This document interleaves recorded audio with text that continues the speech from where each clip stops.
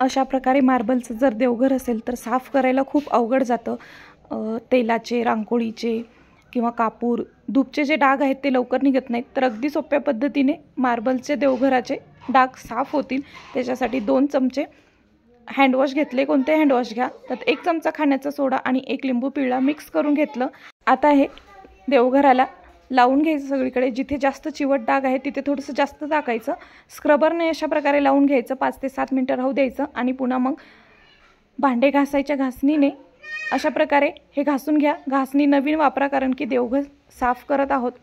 हे घासून झालं की मग ओल्या कपड्याने पुसून घ्या किंवा मग पाण्याने धुवून सुद्धा घेऊ शकता आणि जेवढे काही चिवट डाग होते ते सगळे डाग साफ होतात। अगदी पांढरं शुभ्र देवघर निघतं, खूप स्वच्छ होतं। अशा प्रकारे मार्बलचं देवघर एकदा साफ करून बघा। बघू शकता किती छान देवघर साफ झालेलं आहे, सगळे डाग निघालेले आहेत।